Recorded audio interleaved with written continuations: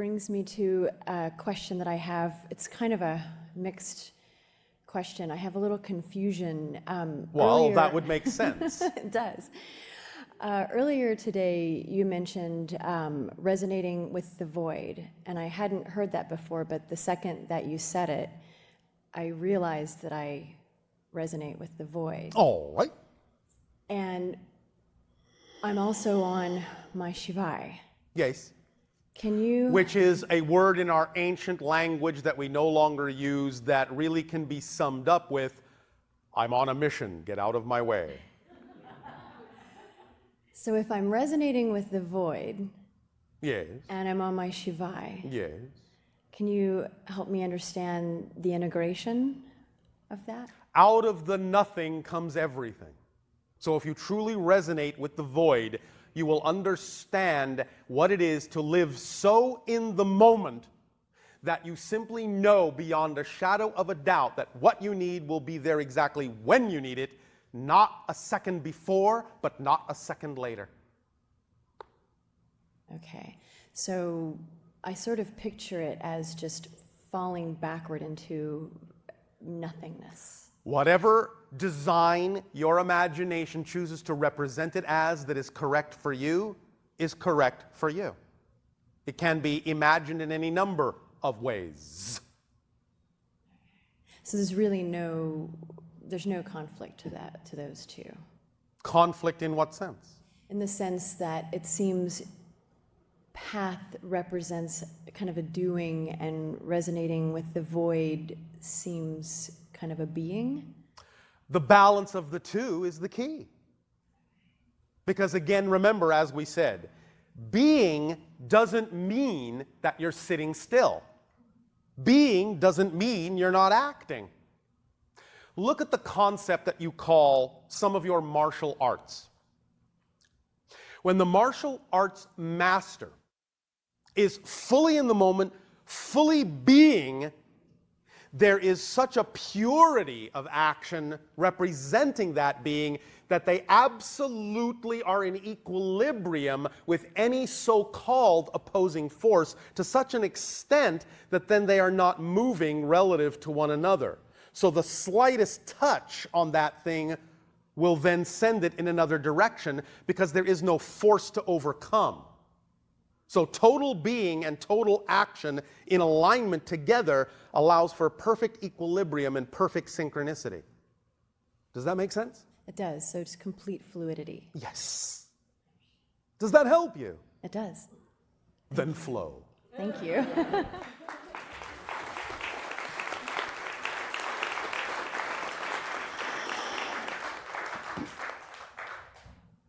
Hi, Bashar. I knew you. Good day.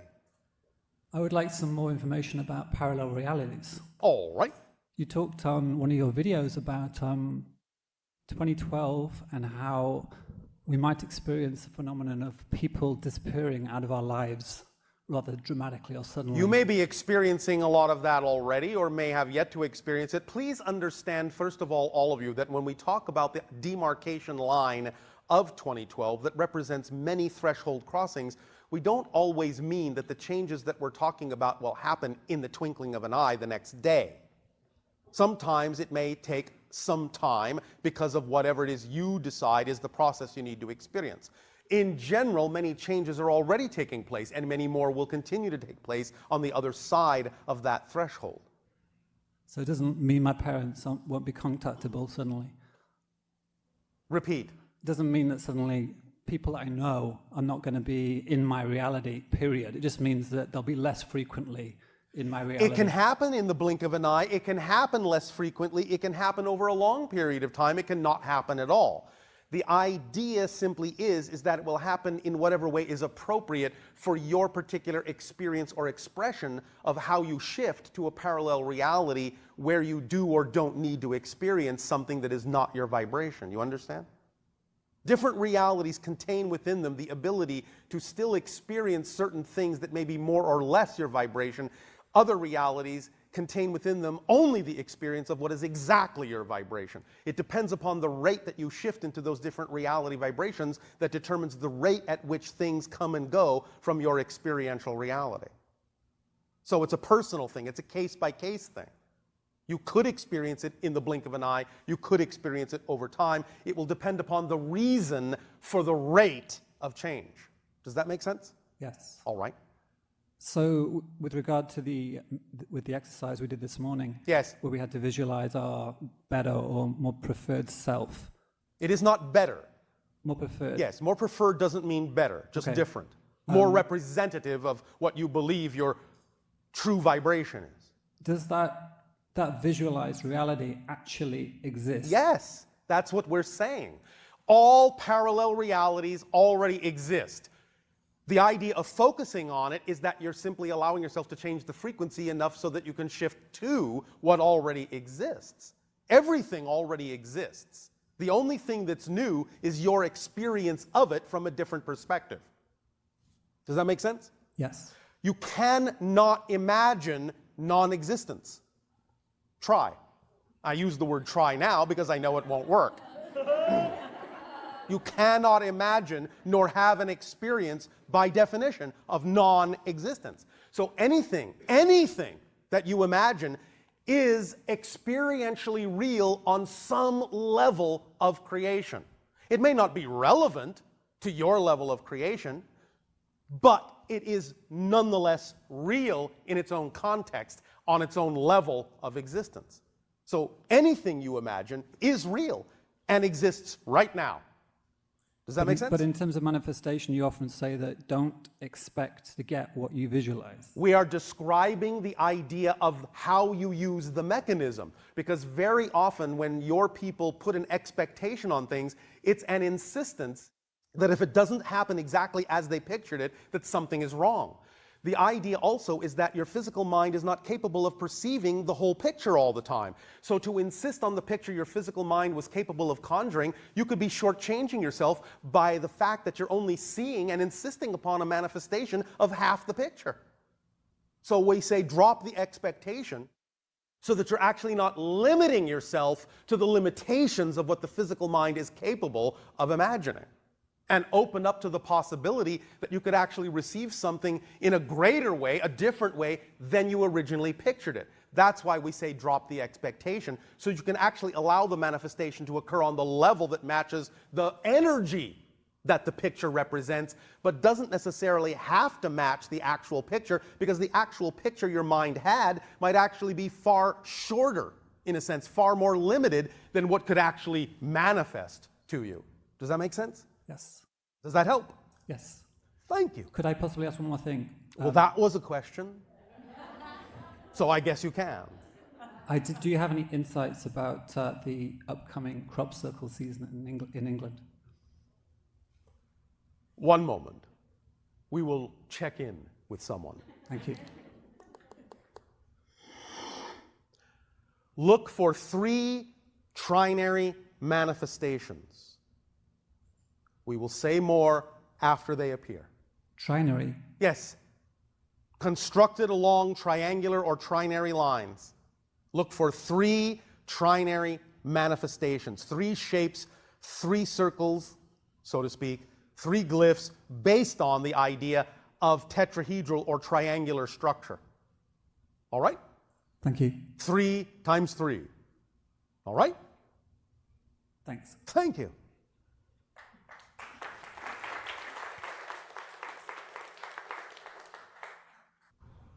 Hi, Bashar. And you, good day. I had a question. I feel like I've made a pretty strong connection to my guides in the last 6 months or so, and I just wondered if there's anything more you could tell me about them. I thought you said you made a pretty strong connection. True. So what do they tell you? They tell me lots of things. Such as? Do they tell you, go and ask Bashar if you're right? No. No. So I guess what it comes down to with me is just, my own doubt. Which is? Define doubt? Well, Define doubt? not trusting. No. Define doubt? A 100% trust in a belief you don't prefer. Yeah, right. Yeah. You are never not trusting. It's Yeah. never a lack of trust. No such thing as a lack of trust. Right. A trust in something you don't prefer, yes, but you never lack trust. Right. So, what are your guides telling you? Well, they tell me lots of things. Such as? Well, I've gotten names from them, and How does that help you? well, I guess with me, I just feel like I have a problem with worrying that it's just my imagination and not just concrete. You have a problem Guidance. wondering if it's just your imagination or Yeah, if it's something concrete. Yeah, I guess I just don't understand my All imagination. right, perhaps what you need is simply one word to bring it all into focus. Not wondering whether it's real or just your imagination or concrete. As we said, anything you can imagine is on some level real. Do you understand that concept? Yeah. But yeah. that's not really even the point. Right. What is the point? The point is summed up in one word. Relevance. Is the information relevant to your life? If it is, apply it. If it isn't, let it go. Right. Period. You don't have to spend time wondering, are they real? Is this my imagination? Am I hearing them correctly? Yeah. Just, is what I heard relevant? Right. Period. End of story. Done. Simple, clean, precise, efficient. Unless, of course, you love spending time wondering if it's real. Now, if you want to do that, by all means, please continue. I will never take your fun away from you. However, if you simply are really wanting to ask the appropriate question, then it's, is what I'm perceiving relevant? Is it applicable in my life? Will it help me make the changes I prefer to make? Yes, no. End of Right. story. Does Yeah. that help you? Yeah, that helps. All right. Thank you. Thank you.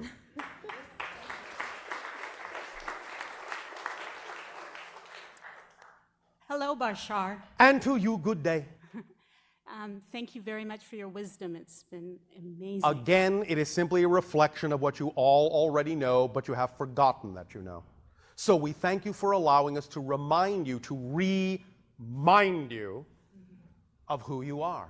Okay. Remember, we have a little trick that we use in these interactions, and that is, even though you are conversing with us, we are, in a sense, a mask that we place upon your own higher mind. Every single one of you, when you speak with us, have been speaking with your own higher mind, thinking you're speaking with us. It makes So- sense. Yes. You are thus then, in thanking us, thanking your own higher mind, thanking yourself. So we thank you for thanking yourself. You're welcome, I think. We are. Okay, I have a question about a particular feeling I have. A particular feeling, Yes, and I'm trying. which comes from a belief. Yes. All right. Exactly. What is the feeling? It's a feeling of resentment. Ooh, Yes, I know. how Yucky. exciting. What part of yourself do you resent the most? Yes, it's all this work I did on a book, All this work I Yes. did on a book. and I tried. It was not something that you were excited about. It was. It was when I was doing it. When did it not become something you were When I excited about? tried to sell it. When you tried. No, sorry. to sell it. I didn't sell it. Do you understand the secret of selling? Maybe not. You never, ever, ever try to sell anything. Okay. You sell yourself. Okay. Do you understand? Yes. You are simply putting yourself out there and showing others, demonstrating by example to others what drives you, what excites you, what you are passionate about, Right. without the need in any way, shape, or form to sell them anything. Trust me, if they are sold on you, they will want what you have. Okay. You understand? Yes. They will want to know how. How can I do that? Yes. And then You can suggest various things. You can even suggest the idea of the book. But the idea is that you don't have to sell the book. You simply need to truly just do what it is you do because that's what you enjoy doing. You don't need to do things to achieve a goal, to achieve a particular manifestation, to achieve a fruition, because that's expectation and it's putting conditions on your excitement. Right. Do what excites you because it excites you. You don't need another reason. Every single act is an act unto itself. That's it. Yeah. There is no need to assume that if you write a book, it has to do anything other than having been written. Yes. Because if that's what excited you, that's what excited you. Right. The idea is that if you're simply passionate about the ideas that you expressed in there, and you simply share that because it's your passion to do so, then people might want to know, oh, where can I learn more about this? Oh, well, I did write a book about it. Oh, really? Let me see. Oh, I'll buy this from you, please. May I? Do you understand? Yes. I You do. don't have to sell the book. You Right. just have to be yourself. Right. Does that make sense? Yes, it does. What I need to get past at this point Yes. is that lingering resentment when I'm writing. Why do you have lingering resentment when you're doing something you say represents your excitement? And that's my problem now. I'm thinking, is this really my joy? Is this really what I want to do? Oh, Or well, is it- all right. So that's my problem. Oh, all right. Well, it's just a challenge. It doesn't have to be a problem. And it may simply be that you're bringing it to your attention that maybe some other expression would actually be more representative of your Yes. highest joy. But there's no need to resent that. Remember, please, please remember, sometimes the way that you have been taught to live life, it's actually easier for you to figure out what it is you really are by momentarily seeing what it is you're not. So sometimes the things that really aren't you are there for the purpose of more clearly delineating the things that are. So don't put them down, don't resent them. Yeah. The idea is that if that thing is not representative of your true excitement, then by doing it and feeling what you're feeling, it has shown you that it may not be what excites you. Now, of course, again, the caveat is you have to be careful and pay attention to whether or not you're simply defining it as something that's not your excitement because of your definitions, when in fact it could be.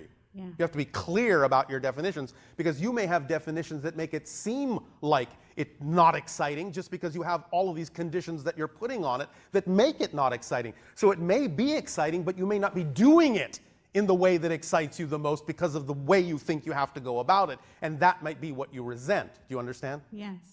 But the idea is that first and foremost, check to make sure that whatever it is you say at any given moment excites you, you're doing in the most exciting way you possibly could. And then if it really isn't the most exciting expression you can think of, then do what is. Because the idea of resentment is, again, that you're simply resenting yourself for forcing yourself to do something you're not really that passionate about. You're right. You understand? I totally understand. Does this help you? Yes. So what does excite you? I like to argue. Well, all right. Does that mean you're going to go into the legal profession? Or does that mean you're going to be a debater? I'm already a lawyer, so it's. All right. Don't hate me, people, please. I'm a good guy. Don't hate yourself. Right. So, Totally. is there a way you could be expressing the idea of debate in a more exciting way than what you're doing? Possibly, yes. And in your imagination, what might be one such more exciting way? Well, maybe. Come. Maybe government. That was what I was thinking. Maybe but what? Government. In what context?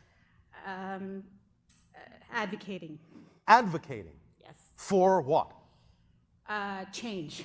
What kind of change? Very specifically, getting money out of government. Getting money out of government. The money out of government, yeah. Are you talking about the idea of a sidestep, or is it something that you can actually deal with more directly rather than assuming you have to walk down this path in order to allow this to occur? No, that's a good question. Thank you. We often ask them. I will not, in a sense, debate this further at the moment, but you might want to simply take some time to consider that there might actually be more direct methodologies, because our definition of abundance is simply the ability to do what you need to do when you need to do it, whether it contains the idea of money or not. Now, sometimes it might require it, and if it does, then the synchronicity in your life should bring you circumstances that will show you that money can be had, and it will come to you automatically. But when it doesn't, that doesn't mean you can't do what you need to do. You just need to be a little bit more imaginative about how you go about opening the doors of abundance. Right. Because things can come to you in a variety of ways. If you don't believe they can, of course, they won't. Right. You understand? Yes, I do. So you need to have a broader definition of the idea of abundance. Yes. What's your last name? Rush. Stop.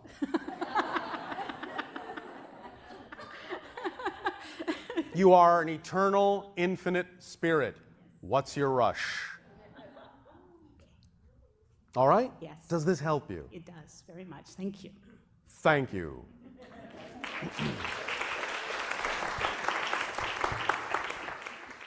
Hi, Bashar. And to you, good day.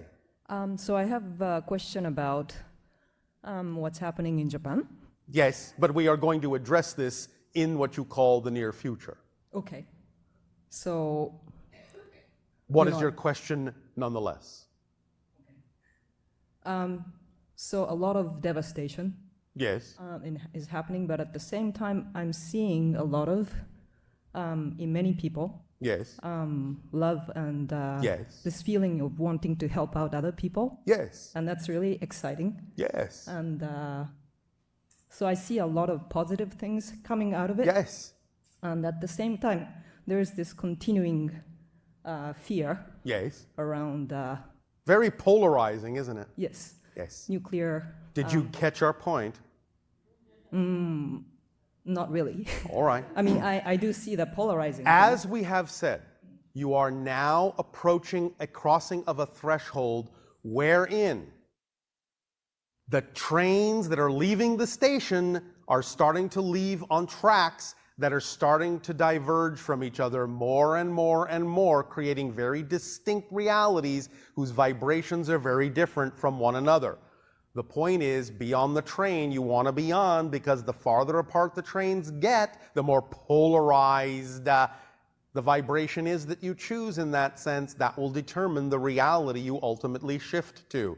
So these are opportunities to understand polarized choices. Do you go into fear? Do you go into a positive response that can determine what next parallel reality you experience and what you are inspired to do in terms of your action to represent the idea that that's the parallel reality you prefer? Yes. Do you understand? Yes. So this is an opportunity for people to decide which polarity they prefer. You don't abandon the idea of the opposite polarity as a choice, but it simply becomes an equally valid choice that you don't have to choose. Make sense? Yes. Does this help? Yes. All right. So a larger number of people are getting this more direct choice in their life to make that decision. And that area, in that sense, has, by the choices they have made and the general consequences they knew might result from those choices in terms of probability and physical reality, are now giving the world an opportunity to make certain decisions about what they do and don't prefer their world to be, in a variety of ways. This will continue to have repercussions for quite some time and give many people on your planet many opportunities to decide what it is they prefer for their planet in a variety of ways. All right? Yes. Does this help you? Yes. Thank you. Thank you. Now then, we will at this timing allow you a short break of only a few 100,000 parallel realities. And we will allow you to set up for your holotope experience. We will resume this transmission at that time.